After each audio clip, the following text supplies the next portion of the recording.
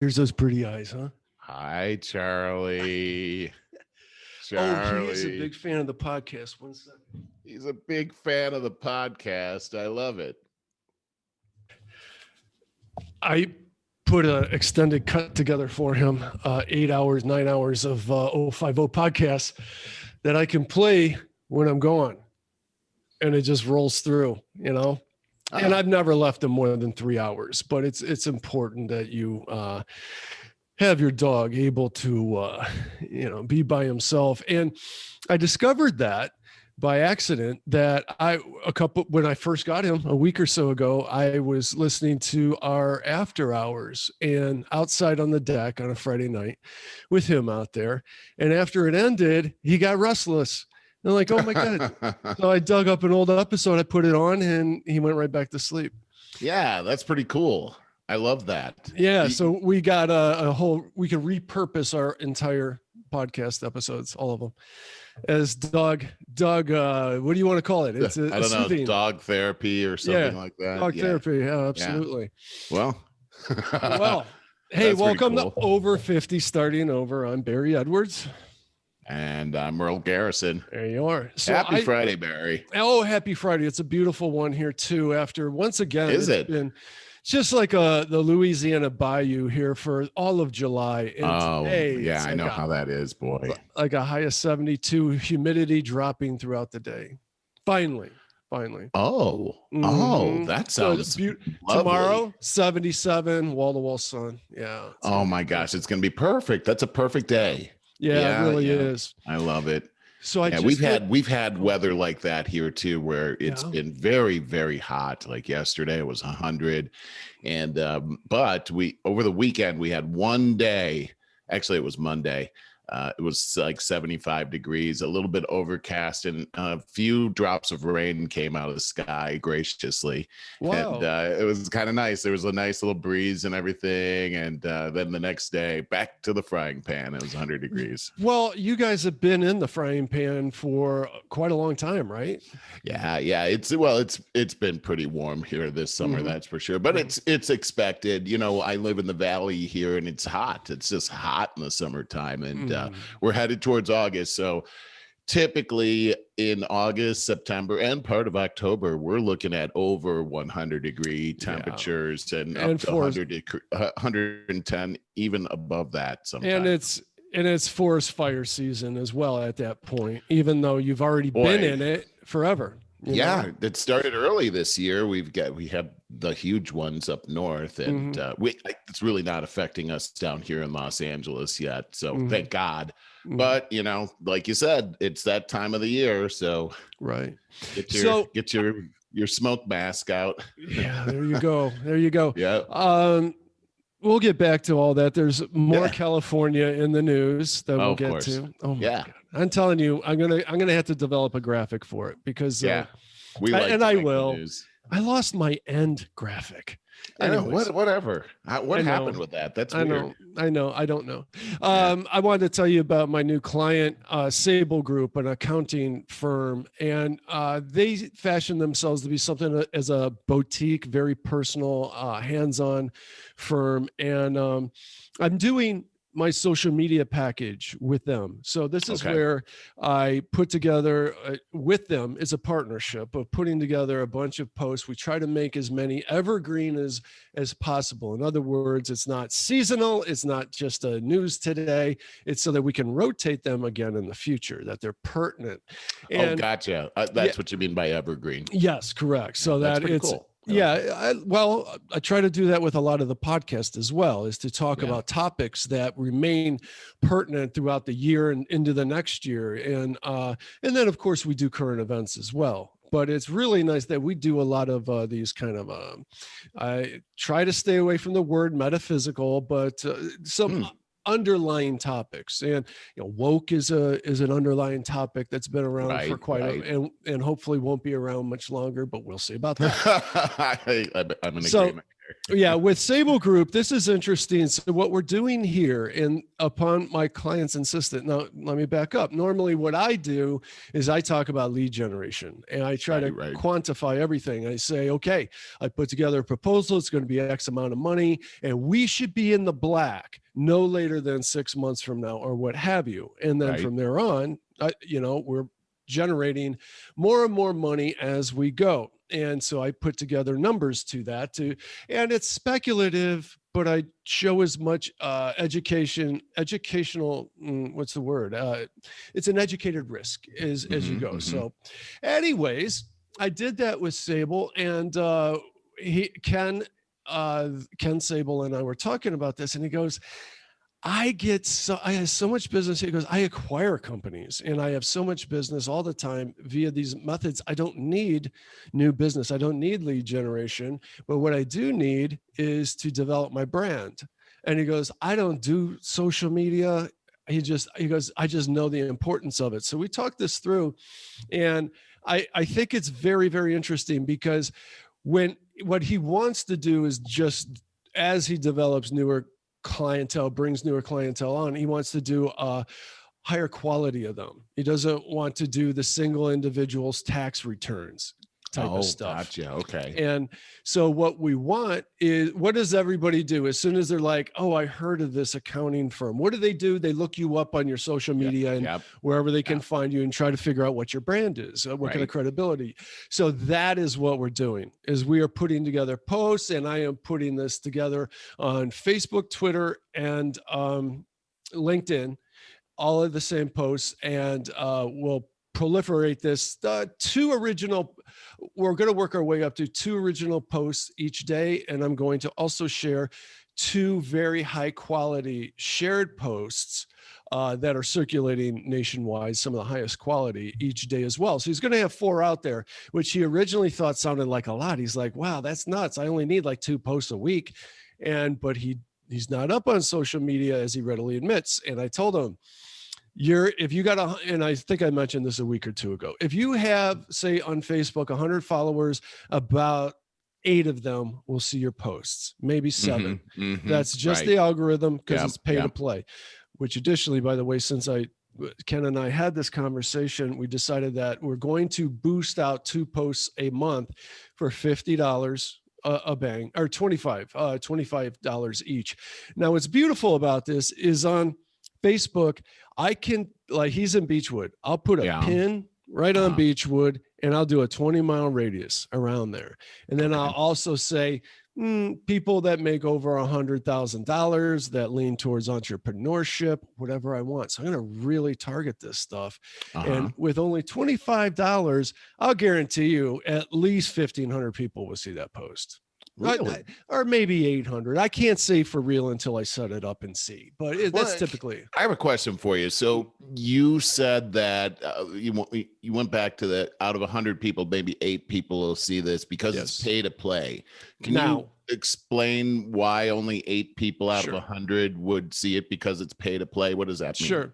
Well, let's look at it like this. 5 years ago, probably 80 people out of that 100 would have seen it. Facebook, what happened? Facebook's greedy. They so many people pay for Facebook ads that it's supply and demand. It's capitalism. It works for them. And they push it to the limit. So that is the way the algorithm works. Only about 6 to 8% of your your followers will actually see your ads, assuming that they're going on Facebook during the day in the first place. And a whole lot of people do, something like 83% of people. Well, is it because there's so much stuff out there that's competing with your message? Is that what you're saying? That's why only 8 people are going to see it, or it's because they just don't get it in their feed? Yeah, it's not like you pull up your feed and there's nothing there. It's blank. Oh yeah, my God. Okay, now I see what you're saying. Okay. No, there's always something else that'll go in there instead of yours. It's proliferated. It's a million miles an hour, right? It truly is. So that's what enables them. They can afford to say that. It's like,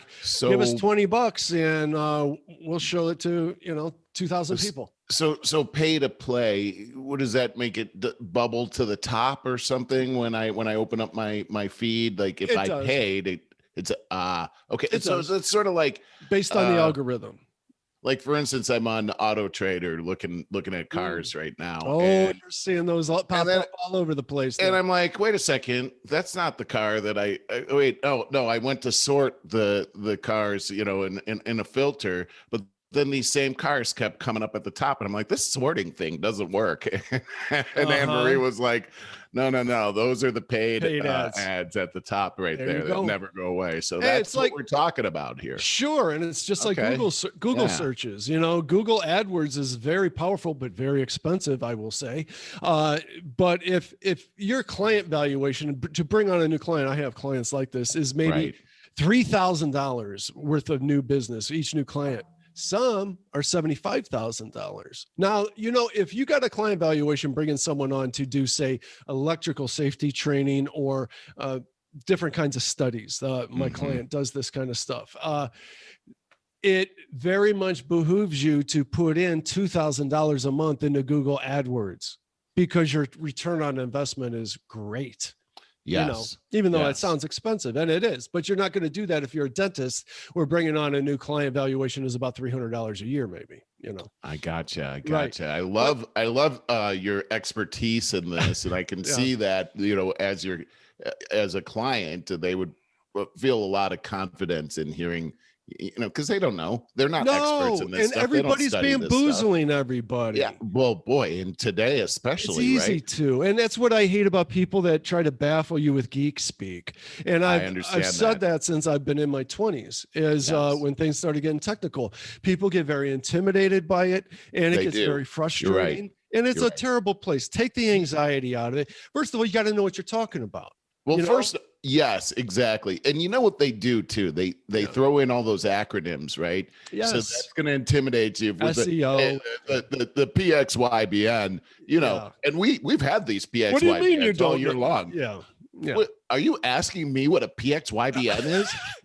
What? Exactly. Run away from somebody. I always say this. Yes, I am asking you that. Can you please tell me what that is? Absolutely. Because you're going to be the idiot if you don't ask. Don't let somebody make I learned. I'm in the tech business, right? All right. And that's the thing. You're right, Barry. They try to use that. People try to use that in order to get credibility. They use it for all kinds of different reasons, to manipulate people, but I see how easily that could be used in your business as well. Absolutely. Another thing that I do that is quite the opposite of the norm of a lot of my industry is, and I have this on my website, if you start looking at my services and stuff, you'll see that I say, beware of people that hold you hostage. Like, I'll give you a free website if you do this, that, and the other, and then they're upselling you for the rest of your life on all this other stuff. What I do, I immediately open up. I just did this with Sable Group, and I told them this. I'm like, all right, so I'm going to open up a couple pieces of software that I need to run your stuff, and I'm going to do it on your credit card. It's going to be yours. I'm going to share the passwords and login information with you. Everything that I do, I'm going to make sure that you have all of this stuff in a Dropbox that we share. If you ever feel dissatisfied, nothing lasts forever. You can go somewhere else anytime you want. You don't even have to ask. That is absolutely huge, because I remember when we were with Extension Healthcare, we had our website and everything, and we became dissatisfied with it after about a year. We wanted to make some serious changes, and we actually wanted to leave the web designer that we had. And it's all uncomfortable. Yeah. Well, he had the code. And he wouldn't share it with us. So that's what I'm talking about. We had to completely redo everything. And how unfair was that? That's horrible. How anti-competitive is that? That's it. It's just, it's wrong, and it hurt our business, really. And what you guys should have done, and this is a thing that you got to keep in mind, is you go online and write a bad review. Is that worth a few $1,000s? No, it's not. Well, and when this happened, that was many years ago. Weren't as powerful of sources like Yelp and things like that we all rely on now. Google it wasn't exactly like that back then, but now it's so much more powerful. Geez, you could ruin somebody with a review nowadays. One bad review can be hundreds of thousands of dollars. Yes, and I see them. I mean, I go to Yelp and I use it all the time, and I do too. And I see some of those comments, and it's like, well, that's the very thing I hate. I'm never going there. So yeah, that one thing can really make a difference here. Sorry, it's really dark in here. I just noticed. So I tried to turn up the lights a little. I don't know why, but yeah. But the reviews are super powerful. And I just want to say briefly, if you do happen to find yourself on the wrong end of a bad review, address it immediately and do so pleasantly. You can turn that around into a positive if you do. I sure have seen that before, where maybe a restaurant owner and they say something, this is terrible. We got terrible service. And then the owner will weigh in and say, I'm so sorry you had terrible service. I very much pride myself on service here.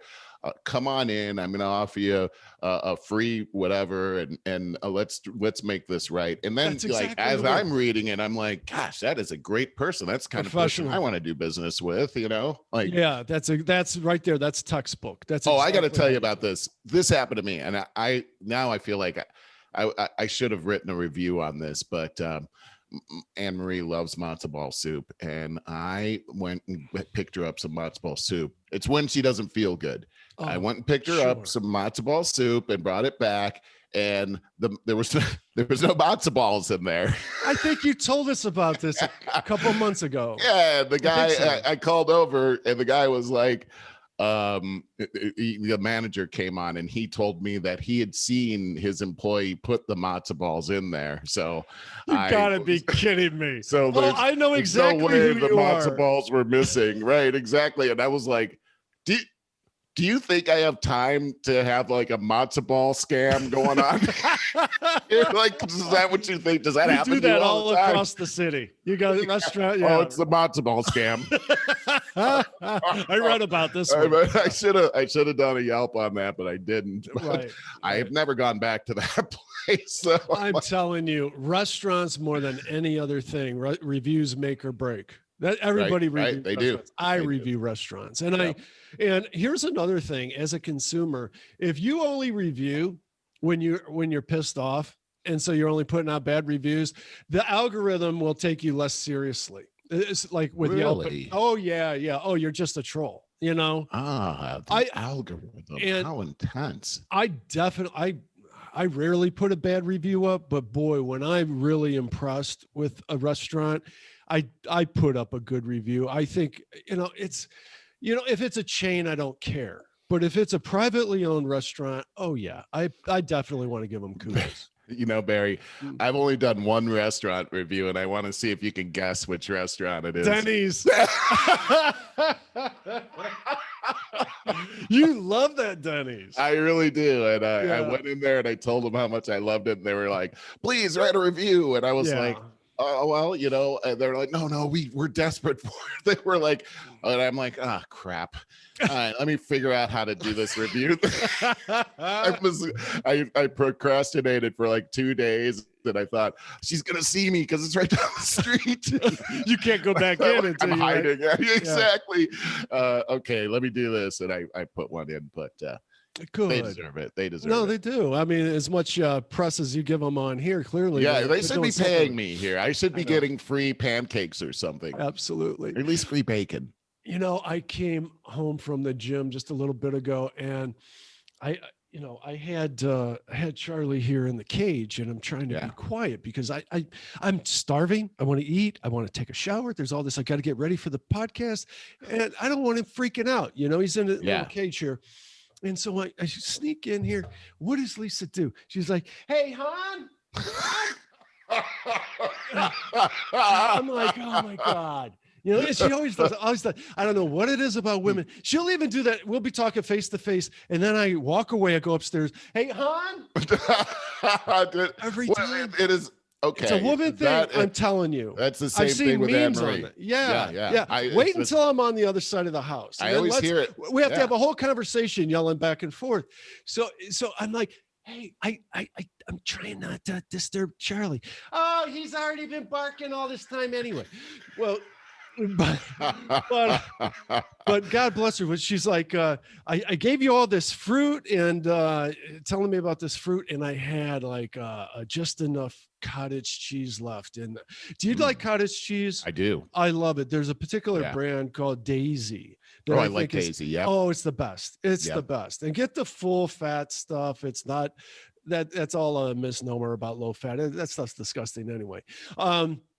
Boy, I put this fruit in there. Oh, what a great breakfast. Fruit and cottage cheese goes together real nicely. Yeah. So there was watermelon and blue raspberries and a few other things. And I chopped all that stuff up and put it in there. Oh my God, it was good. Sounds but good. Of course, then I have the dog barking like crazy. And then I had, take Charlie out and mess around with that. So I barely got here on time, actually, after all of that. Okay. All right. That makes me feel good because I got in at 1 minute past the time and I'm like, oh, Barry's going to notice. You're always watching the clock like that. And I'm always priding myself on coming in just in time. You do. I count on it, man. When it's 9:30, boom, you come in. Yep. I'm like Timex, man. You are. Hey, I got a couple of things here. First off, let's see here. What I got a ton. Go ahead. My 1 year anniversary was spoke over the past week. Oh my God, really? Yeah. That's great, man. Yeah. So how's year work here. been going? You haven't mentioned it in a few weeks. Well, we have our challenges, that's for sure. This is interesting with this whole mask mandate and the Delta variant. This is really impacting our business and in a negative way. Yeah. We have this incredible trade show every year. It's called HIMSS. And HIMSS is a big healthcare IT organization. I'm in healthcare IT. Right. And this is sort of the Super Bowl event every year. And this year it was in Vegas. Last year, they normally have it at the beginning of the year. Last year, they had it in March, so first quarter of the year. And just before the show started, about a week before, they had to cancel it because of COVID. Because remember back then, that's where we were really getting into the thick of things. And that was devastating for business. I mean, sure. We typically try to get a lot of new appointments at this meeting, and we missed that. And we were also rolling out a new product at the time. It was devastating last year. So they pushed it a year and a half. So instead of having it in March, they decided to have it in August to protect themselves, hedge their bets against COVID. So we started to hear all these interesting things as we're heading towards HIMSS. First, they implemented a mask mandate. So everybody was bummed out about that because, you're going to be at this trade show for like 10 hours a day on this hot floor and everybody's wearing masks. And so these kinds of things tend to curtail face-to-face visits. So we were concerned about that.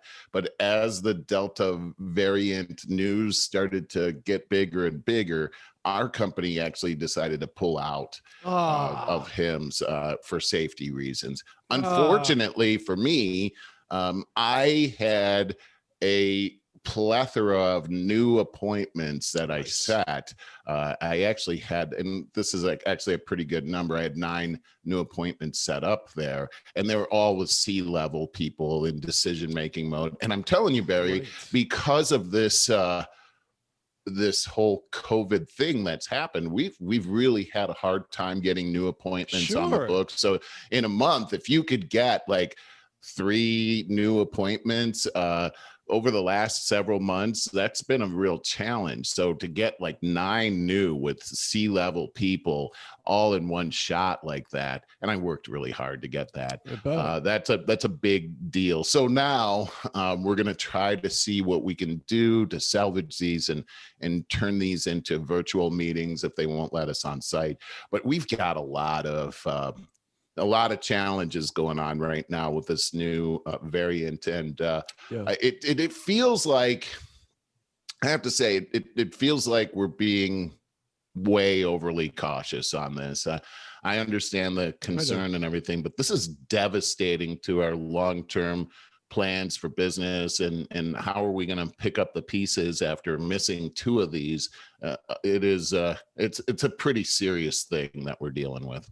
Oh, I definitely get it. I also think that we're, oh, geez, I don't know. It's the news. They're constantly, Fauci is half the time being heralded as a hero on CNN, and the other half of the time demonized for being such a waffler and kind of a manipulator with facts. And that's where I stand on it. And after you fool me a couple times, how do I trust you?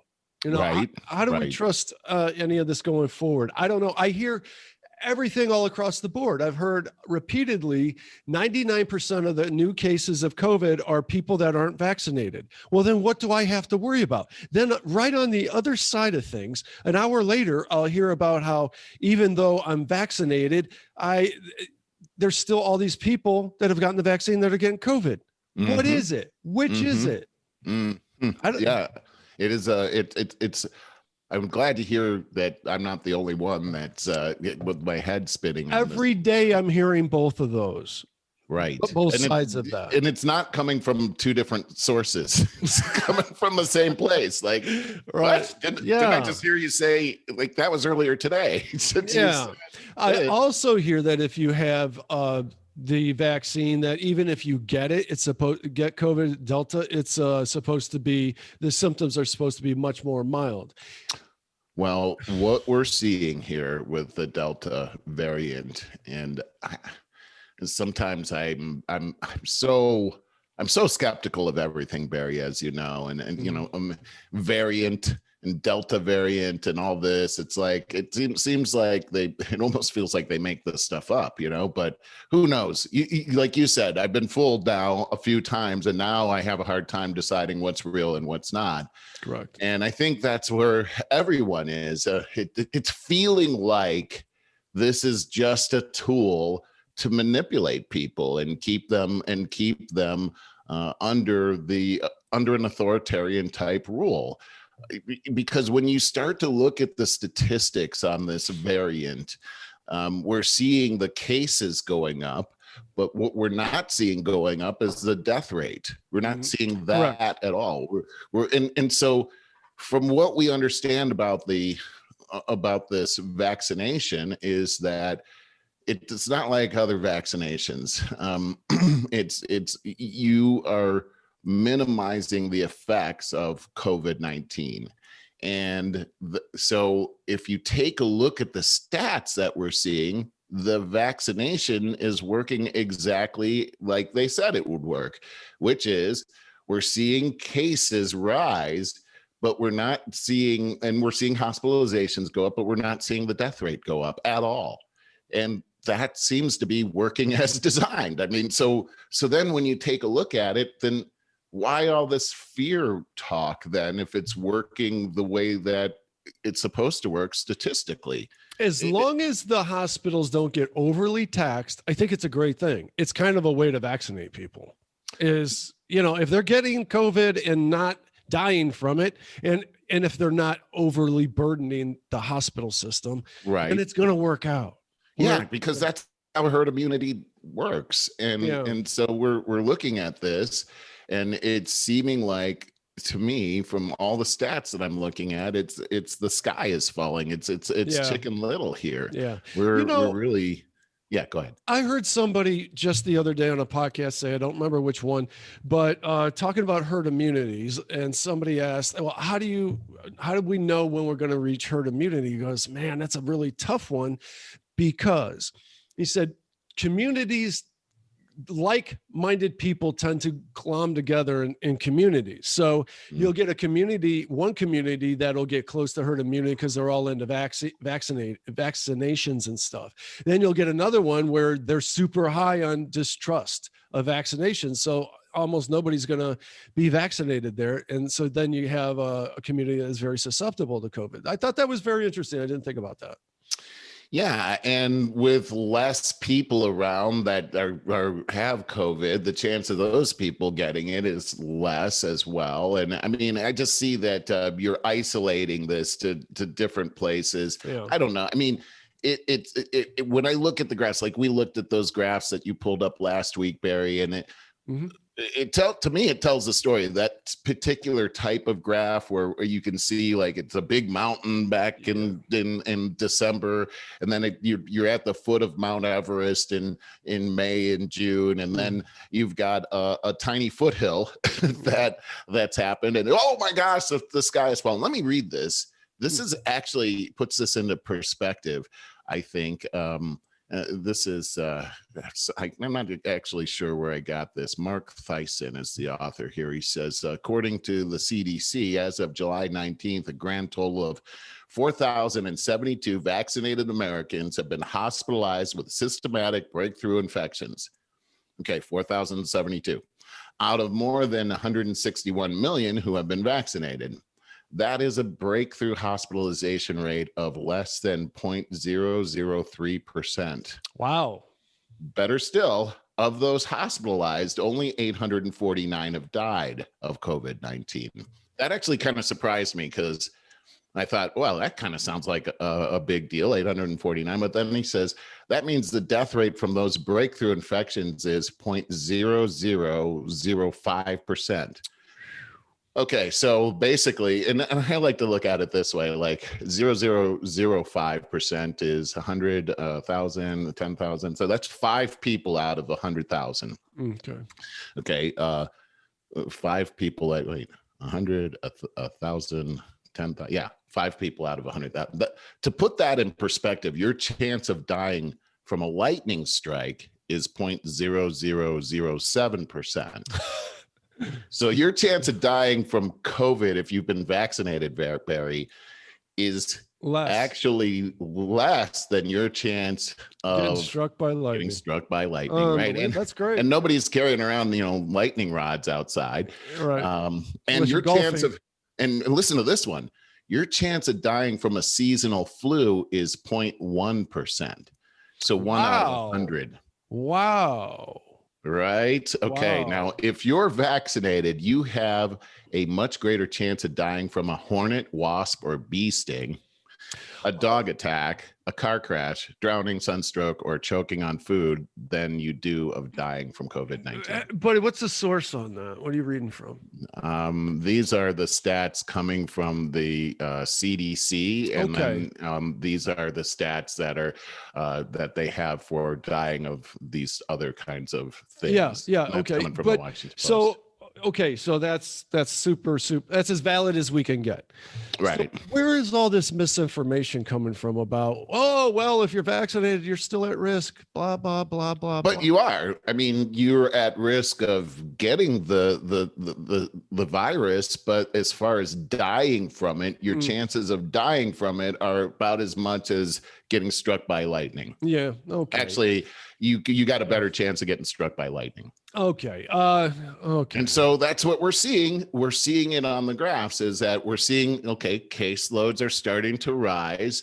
There's some hospitalizations are happening, but the death rate, that's what the vaccination protects against, is that the death rate is so great that you have more of a chance of getting struck by lightning. Right. And that's so really at the end of the day. This is it. Like, if you're wearing a mask out there, what are you protecting yourself from? Is it you're pretty much protecting yourself from the same kind of thing that would happen if it were the flu.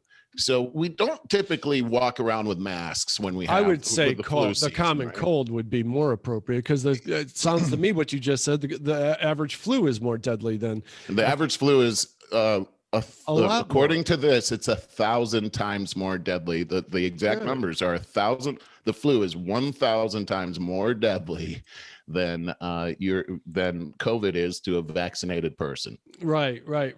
So Those are eye-opening numbers, I think. And then when we take a look at it, it's like, okay, so what's really happening here?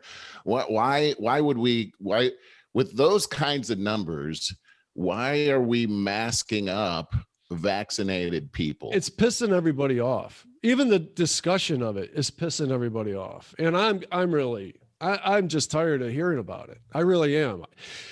If we go back to that, I think it's not going to bode well for the Biden administration, to say the least. Well, we're seeing this sort of lockdown mentality happening all over the place. Yeah. And as I had been stating for a while now, I really believe that these types of political moves are forcing the states to really make dramatic moves to make sure that they're taking care of the rights of their citizens. And we're starting to see that pretty clearly with the 21 states that have passed new voter laws to protect against what happened in 2020 with the massive mail-in voting and the extended voting time, so that that anything can happen even 5, 10, 15 days after the actual voting day and beyond. Mm-hmm. We're seeing now where here's one: Arizona doesn't allow mask mandates,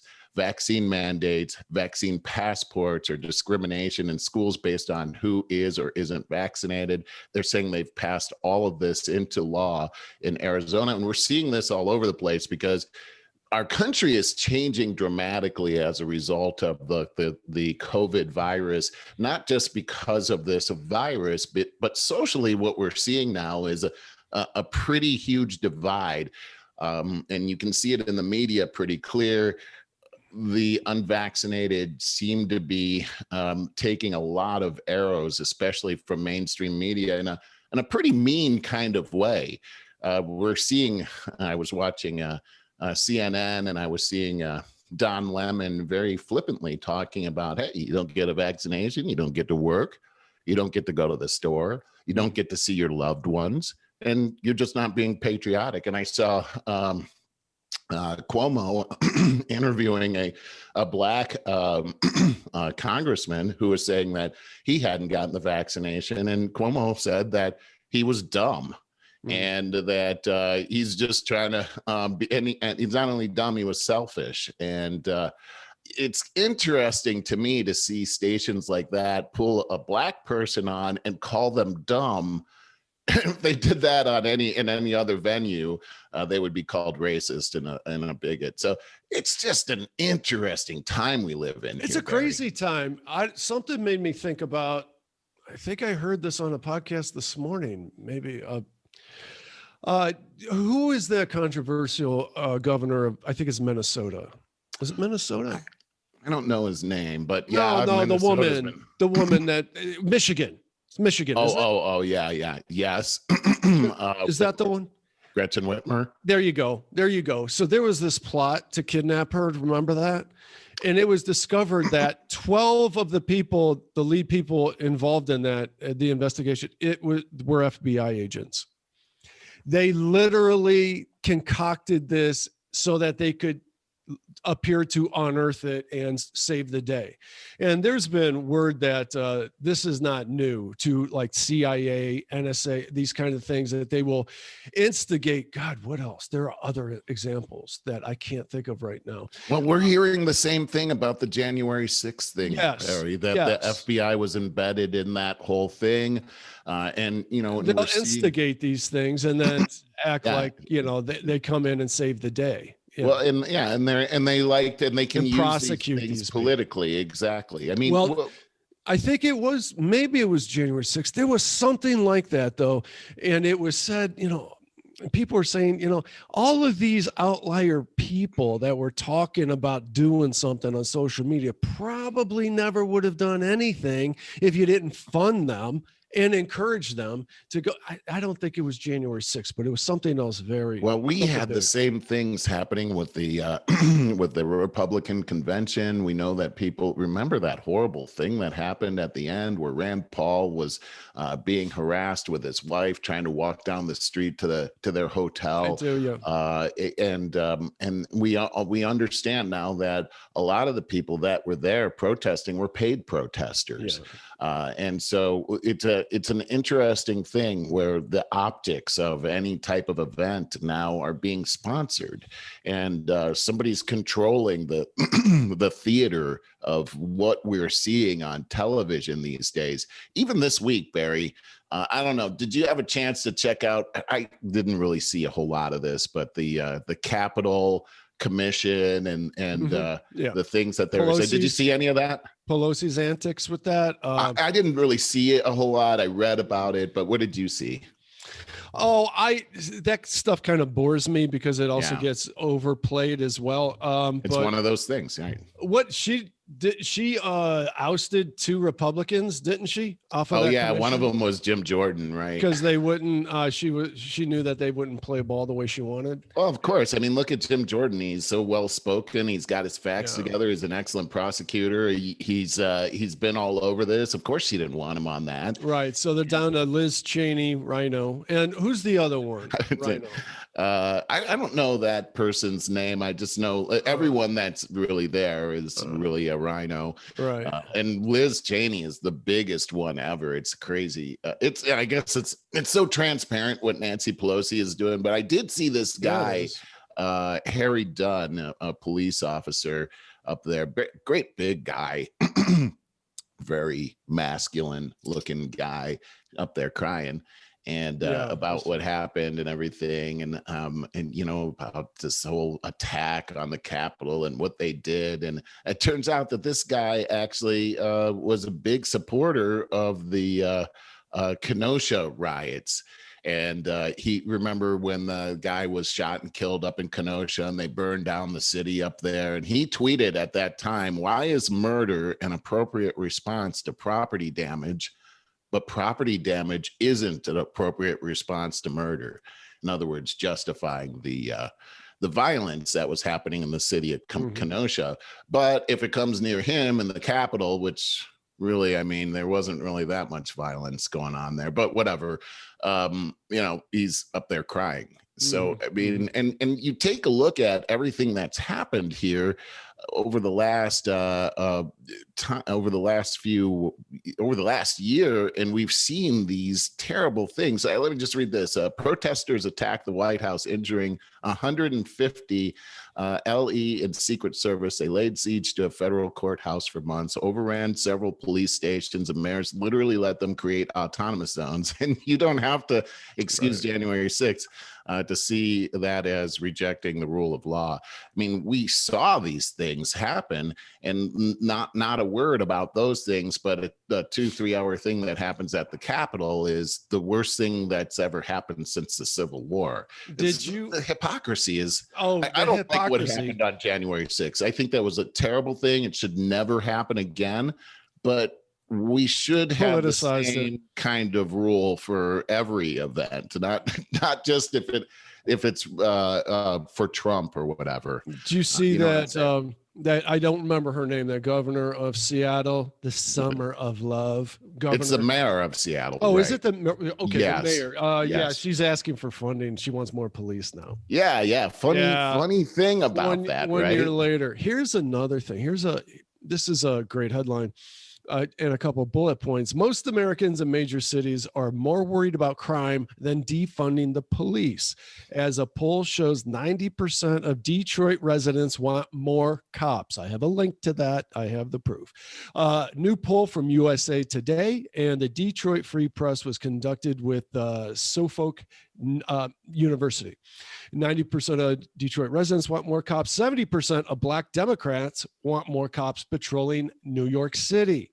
In Chicago, another poll found that 79% of residents said they feel safer when they see police in their neighborhoods. These polls echo dozens of others conducted after the George Floyd protests sparked loud calls to defund the police. And this shows that it's just strictly media driven. And once again, a small minority of radicals are favored over the people. Okay. Our studies are showing this. So this is insanity. It really is complete insanity. Never made sense from the beginning. It never did. And they so boldly said that for so long that we have to do this in order to help these people. Let's see. There's something here. Family. I'm trying to find it. It's this Seattle mayor, and she's talking about how they had these social workers that are on the staff, and just for some reason, adding the social workers didn't seem to really work out to the public's advantage. I don't know why. Someone's breaking into my house. Call a social worker. Yeah. Can you use your psychological kind of thing on this guy? Yeah, no, it's stupid. Hey, at some point, Lisa, I've been trying to get to this, but Lisa wanted us to discuss what we think of that whole $300 per kid child tax credit. That's why don't you cue that up? That's a pretty good subject. Yeah, well, I don't have anything else other than my thoughts on it, but other than an article from NPR, actually, that says you might want to consider opting out of the child tax credit. Here's why. Wait, I wanted to just kind of say what Lisa said to begin with, because that was the thing go ahead. No, she's just asking our opinion. And I got strong opinions on that. I think it's absolutely insane. First of all, she's really angry about it because we chose to not have kids, and yet we're always seeming to get penalized for that. And the other thing that we found since probably the late 60s is when we started incentivizing people to have children, paying them to have children. What happens is you get the most needy people in society reproducing like rabbits, which exacerbates the problem at the end, and it makes it harder for tax-paying people to get ahead. Everything about it seems backwards to me. I mean, it sounds, see, that's the thing. These things always sound good on the surface until you just think through that what happens as a result. Yeah, it's interesting to take a look at it because like your statement about you're incentivizing these people to have the kids, most needy people. But the people that are really getting the advantage on the tax credit are pretty much middle class people, because up to middle class, the lower class or people that, let's say, in the projects they are definitely incented to have kids, but they're not paying taxes, right? Oh, there you go. So they're not getting a tax break on that. And so a whole nother thing is happening there. And what's happening is the incentive is for women to have children. And here we're going to give you money. It's not a tax incentive. We're actually going to give you money. But if you get married, well, now you have a husband and you don't need that money. There you go. What that's done is it's caused this huge explosion of single parent families, which causes a huge explosion in a poverty situation. Right. Exactly. And here's the thing that really happens is, so it becomes this world where the mother is in charge of the family, and that boys aren't really seen as valuable because they're not going to produce or be able to protect or anything. And they're a deficit. So we don't really need them around, and they become outcasts. They don't have any fathers. They tend to gather together to compensate for that. That's where the gangs come from. That's where the crime comes from. That's where this vicious circle continues to happen. But back to the tax credit for families, having children, that's always been one thing. Like, oh, okay, give me my child tax credit. And it's gone up, I believe. It was never something where I'm like, whoopee, the child tax credit, I'm going on vacation. It was never like that. But I can see when Lisa wrote that, I was thinking, yeah, what is the purpose of that? And I never could come up with an answer for why that's a fair thing to do. And I thought, she's got a point right there. That seems it seems, our whole tax system seems unfair, actually. It's totally unfair, and it's additional redistribution of wealth. Well, that's exactly what it is. This administration has been just doubling down on that left and right. They really have. Yeah. Well, it's terrible, and they know that when they make those kinds of promises, that's how they get the votes. Mm-hmm. So the more candy they can give away, the more votes that are happening. How desperate do you have to be for votes to do all of this kind of underhanded stuff? It makes me think, like, who in their right mind would want to run for office when you're dealing with that kind of, like, it's just kind of like slimy. How could you back that party and feel good about it and try to, push this on people and defend it? How do you defend it in an intelligent conversation? I would like to see them get on Rogan's podcast and defend that kind of stuff for 3 hours. That would be great. I would love to see that dance. Why don't we get to see that? That's the problem, is that we don't get to see people actually having to defend their point of view if you're the favored ideology. All right. Okay. If you got more on that, that's cool. But I don't. I got so much here. Oh, let's hear it. How about this one? Oh, this one will burn you up. Minnesota fourth graders are given, quote, equity survey on race and gender. Fourth graders, by the way. Dude, that like almost knocked the wind out of me. What are you and we're told not to tell their parents. And told, and this was, it's endorsed, CRT is publicly endorsed by the National Education Association. Okay. These guys are terrible. Oh, yes. Haley Yasgar, a fourth grader, was very nervous and uncomfortable, in quotes, when she was told not to tell her parents about the survey.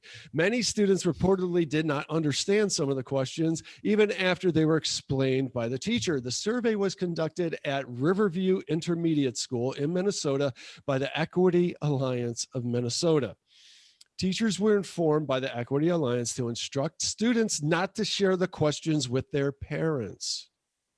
Boy, that seems like a sure way for them to share with their parents. Like, don't do this. So that would be the thing I'd want to do. Well, and exactly the point is, if you don't want to share that with the parents, it's wrong. That's right. That is right. Yep. I don't understand how adults are doing this and justifying it. And I really don't, Merle. So they're in the teachers lounge talking about how they are that much smarter than the parents of the kids, that they know better than these parents what they should be teaching these kids. Well, what we're seeing right now, Barry, is the teachers' unions have been weaponized against capitalism. It's what it is appearing to be. Yeah. And they are actually, there's a very strong socialist movement within the teachers' unions right now, and they have an agenda. And the agenda is not necessarily to teach your kids. The agenda seems to be to attack the system that we have right now and to bring that system down, to bring the capitalists down. This is the kind of thing I'm seeing all around in these. And Barry, right now these union leaders are hinting that about closing down the school, not just wearing masks all year long, which is the new announcement that came out from the CDC, but they're starting to talk about closing the schools again for this particular upcoming school year. And you think about how devastating that would be to our kids already. They're so behind where they're supposed to be in the public school system. The testing that they're showing is that they're at least a year behind because of this, and we miss this out, and they're going to be even further behind. But I think the bigger picture, Barry, is the psychological effect on these kids. Not suicide. It's devastating. I'll bet you anything that more of these kids are dying from suicide than they are COVID. They're not very susceptible to COVID. No, when you take a look at the statistics, they're basically have a zero mortality rate. Yeah. And when we take a look at the kids that have died of COVID over the last year, what we're finding is that almost all of them had pretty serious comorbidities like leukemia. So now the CDC has this mask rule So we're going to send our kids to school, but they're going to have to wear a mask all day long. And that's ridiculous. I just think that, I want to see a study that shows the effect of a kid having to breathe their own breath in that mask all day long. I just don't think that's good for a developing brain. I don't know. I know that the two major risk factors in conjunction with COVID are obesity and age. So I would say, and age, is that age? Yeah. Age. Oh, being you're saying old, elderly, the most vulnerable is. Yes, yeah, that makes you the most vulnerable. So get the kids off the masks and into the gym and off the sugar. And let's turn this obesity problem around, because it's an epidemic. That's a bigger problem than COVID in this country. Way bigger, way bigger. And you're seeing these kids these days, and you're like, what the heck are we feeding these kids? Right. Garbage. And they've cut down in the schools on sports, and they feed them these terrible things at the vending machine. And they're not even gym class. Even when we were in school, Barry, I remember they really were beginning to change gym class. Now they're concerned about a kid's feelings getting hurt because he's picked last.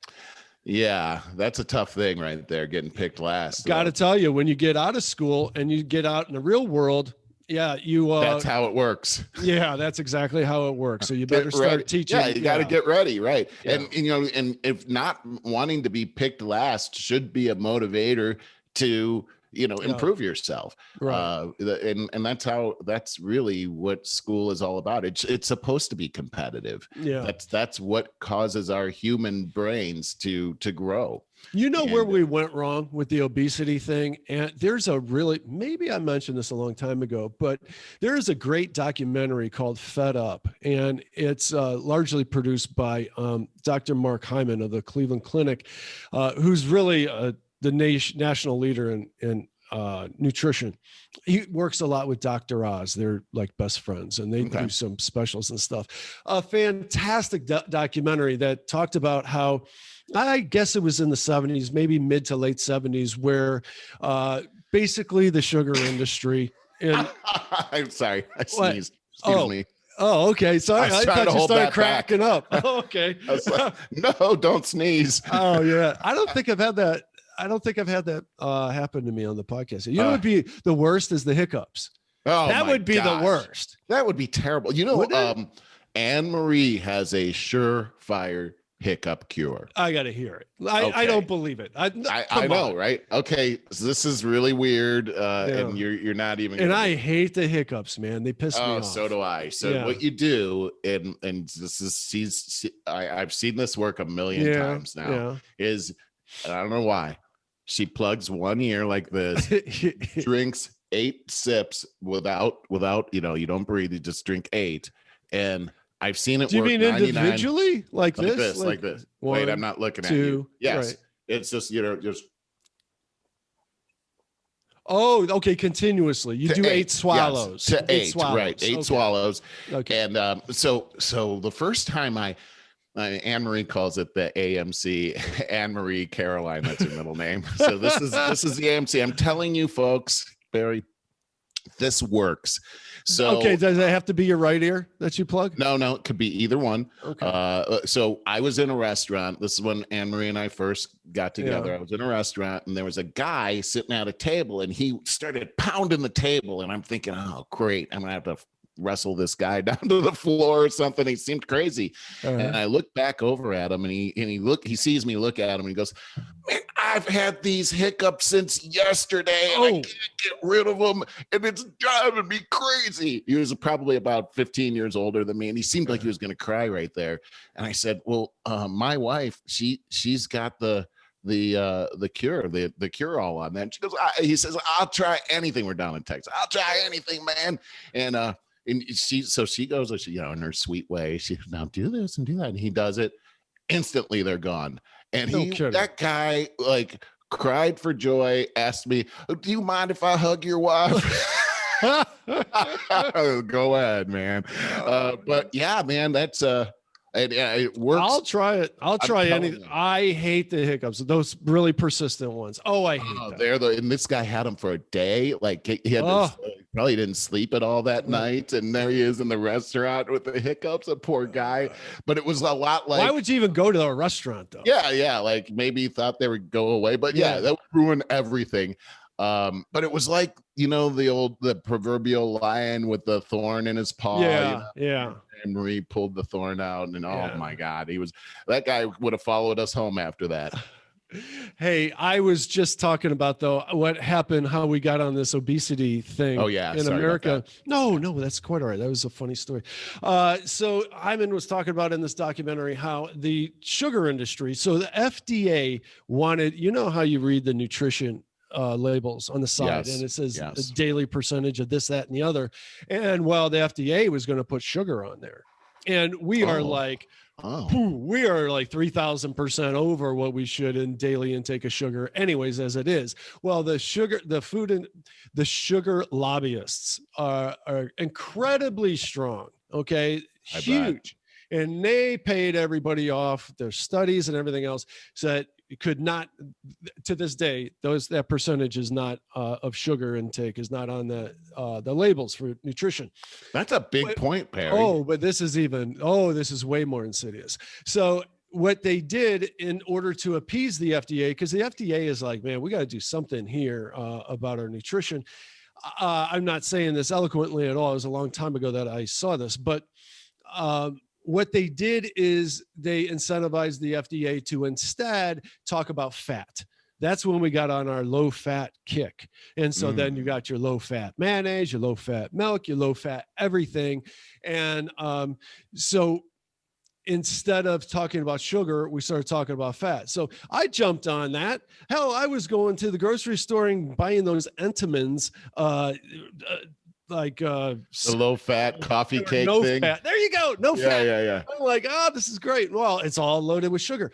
So they take fat out. Everybody was doing this. They take all this fat out, but replace it with sugar. I don't think there's a fat lobby in Washington, right? No. And the fat lobbyists were really bad. Sugar comes in the guise of something like 98 different names, such as corn syrup, glucose, all of these different things. And you can get used to spotting it after you start looking for it. But that's what happens. Sugar converts right to fat. As soon as, unless you're burning it right away, it converts the glucose and converts the fat like right away. That's the problem that happened in America starting back in the mid 70s. Well, and you look at you'd start the day with this bowl of sugar, and it just continues from there. I mean, awful. Super sugar crisp. Yeah.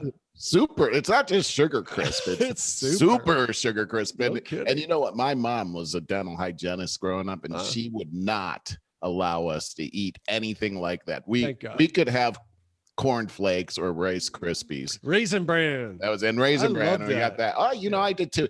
I used to have a babysitter that would go into our cupboard and grab the Raisin Bran and eat all the raisins out of my darn Raisin Bran. You gotta be kidding. It was the worst babysitter ever.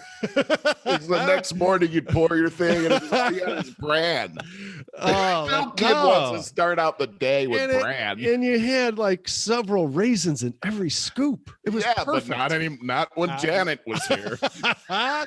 Oh, that's awful. What did I had a follow-up to that. I don't remember what it was. I don't remember. All right, where do you want to go with this? I got a thing here. So back to California again in this whole governor race that we have going on. It's pretty interesting. A couple of weeks ago, Larry Elder entered the race, and I remember saying, I don't think he's got a snowball's chance in hell. Dude, I am wrong about everything when it comes to politics these days. Politics used to work a certain way, and now all bets are off. And I'm not mad at this because this is pretty cool. So it's looking two things. It's looking more and more like Newsom is going to be recalled. The election's coming up on the 14th. They are doing mail-in ballots here. And the So 14th of what? September. Okay. So I think that ballots are actually coming out sometime in the middle of next month. So everybody's going to have a chance to vote. What's going to happen is when you go to the polls, two things: one, vote whether or not to recall the governor; two, vote for who the person that would take over if he does get recalled. And so there's a whole bunch of people on the list, but Larry Elder's on the list. The former governor of San Diego's on the list. Caitlyn Jenner's on the list. And so far, since Larry Elder joined this race, he is on top of the challengers by a pretty large margin. He's at something like 16%. The person that is in second place is the San Diego mayor. He's got 8%, and Caitlyn Jenner is down to about 3%. That's a joke. That whole run is a joke. But I'll also say, just knowing California, knowing Democrats, and knowing the Democratic Party, I don't think he's going to get recalled. I really don't. This is the thing with the mail-in ballots that I made sure I mentioned, is that is what we're doing. It does seem like it would be easy to make changes. I don't know. I wouldn't hold my breath either. Right. But this is the other thing that's happening, is that Newsom is doubling down with the commercials now out here, and he's just flooding the airwaves with this whole Trump takeover of California. Oh, what? Yes. This is a Trump takeover. Oh my. And this is all about the Trump people trying to take over the state. And if they take over the state, they're going to ruin the state. And Trump's mad because Joe Biden won this state before. This is all. They're trying to drive people to the polls, but listen to this. Even though Democratic voters far outnumber Republicans in California, the GOP enthusiasm over the recall promises to inflate the potency of the anti-Newsom vote in September. Nearly 90% of Republicans express a high level of interest in the recall election, while just 58% of Democrats and 53% of independent voters are as interested, the poll found. So conservative talk show radio host Larry Elder, who last week won the court battle to be on the ballot, leads the race. This is the thing, is when the election happens, it's whoever has the most percentage. So last time we had a recall, this is when Schwarzenegger won. He won with something like 18% of the vote. So when he was running against like 100 other people. So when you have a guy like Larry Elder, if the recall actually happens, he's already at 16%. That's pretty much enough to win. But we still have a few weeks left, and anything can happen in that time period. I know they are going to try to attack this man like crazy. I think he's squeaky clean, but this game. You're talking about Elder. Ugly. Yeah, I'm talking about Larry Elder. Yeah. Well, I'll tell you what, as I was just thinking about it, what you said about gruesome Newsom bringing Trump into the whole thing, dude, that's going to work. In California, there's it's such a concentration of highly concentrated Democrats that just eat all of that up. I mean, as soon as you say Trump, the adrenaline, the whole energy across California starts going through the roof. Well, here's the thing that I think they're up against. I think they're up against this because if you take a look at the polling for viewership for CNN, MSNBC, and the like, their numbers are way down low, and we know why, because talking about Trump doesn't really work anymore, right? Well, because there's nothing really to talk about, but they're still trying. No, CNN started spiking their news with Trump. Anything they can do to get his name in there again. But I think it's a losing battle. And this is what I'm trying to say, is that these people, while they hate Trump, that doesn't motivate them enough to go to the polls, according to the polls that we're seeing right now. But that could change. But the fact is that the Trump trigger that we've seen isn't as sure, they're angry about it, but with him not in office, they're not as actively engaged. And that's where people like Larry Elder now have a pretty serious advantage when you've got 90% of the Republicans in the state that are going to come out and only 60% of the Democrats are going to come out, or less than that. Oh, that's my point. If he keeps fanning the Trump flames, though, he'll incite everybody. That will motivate them. So here's the thing, though, and this is something to keep in mind, Barry. The recall is more of a thing about what he's done with COVID than Trump anything. And remember, what really got the momentum for this recall going was when Gavin Newsom was caught in that restaurant not wearing a mask when he shut down the whole state. And I think that was his restaurant too. Anyway, I think so. That's what caused outrage, not with Republicans, but with Republicans and Democrats. Yeah. And so terming it a Trump takeover could actually have the reverse effect, because we're now here in California going back to the mask. People that have had the vaccination now going back to the mask again. People aren't happy about that. And just day before yesterday, Newsom's kid was caught. So Two kids, not wearing a mask, but that's his mandate. He pulled them out of that school, right? He pulled them out and everything, like trying to make a show.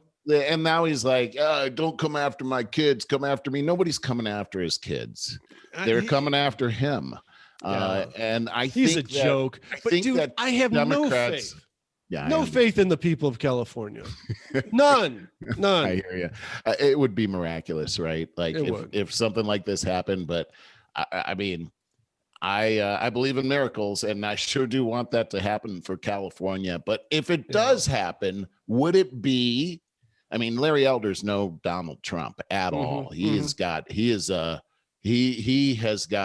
compassion, and he's a great dude. He is a great guy. But does that even matter in this type of scenario? Especially not with Californians. No. Yeah, we're gonna find out. I think it's gonna be ugly. We got to lighten this up and actually start getting going. But I want to just lead with, in the after show, I want to discuss the Cleveland Indians are now the Guardians. The Guardians. So we'll wait on that. I just wanted to leave with this. This takes the heat off of us, but I think it's really important.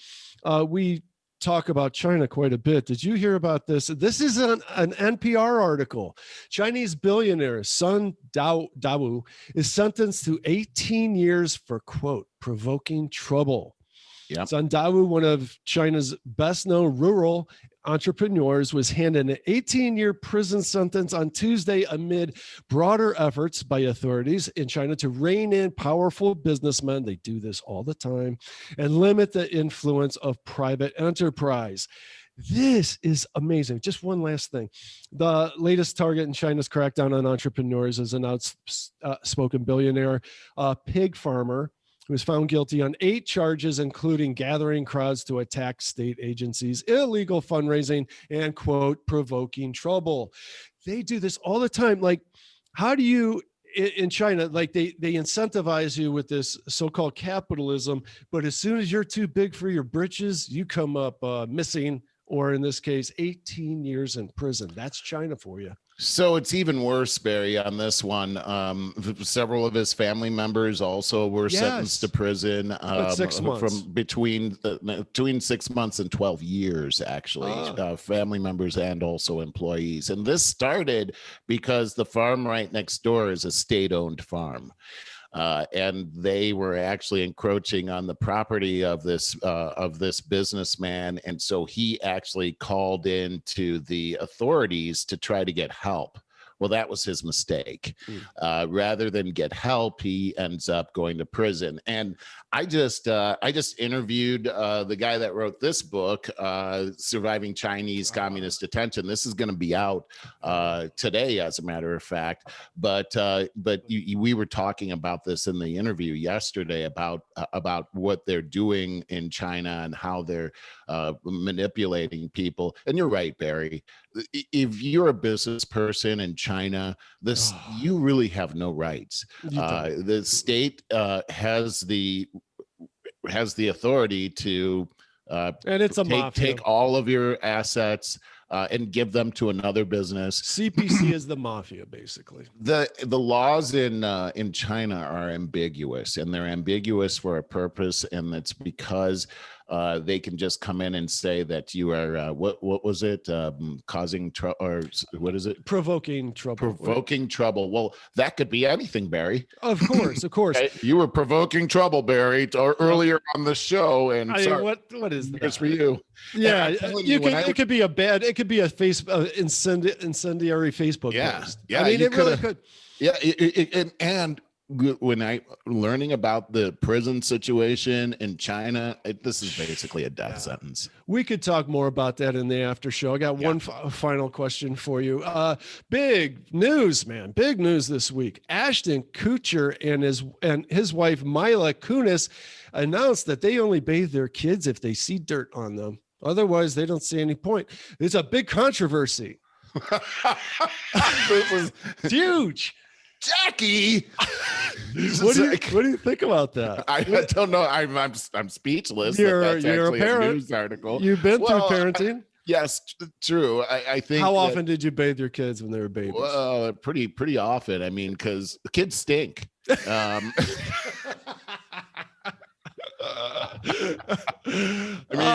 think there's a thing. Well, listen to you, buddy. Wow. Do you hear that? I did. I thought that was Lisa screaming in the background. That was a yawn. Oh, thank God. So there's a thing now all of a sudden that I've been hearing about. I never gave a lot of thought to, but even deodorant that is supposed to have aluminum in it. And so I've heard this. Putting this on you all the time. There is all absorbing aluminum, right? Yeah. That doesn't work very well though. That the ones I've tried. The natural stuff, you mean? Yeah. I haven't tried it. I wear deodorant about maybe half the time. Really? Yeah. Interesting. Yeah. I don't like that aluminum thing because what I've heard is that is a source of Alzheimer's. Really? Let's pick it up in the after show. Yeah. We're really running over. All right, everybody, go to over50startingover.com, sign up and get all of this ridiculousness right in your email box as it happens, along with the links, because we go halfway through a story. So you got to find out the facts for yourself. Right on. All right. See you next week. All right.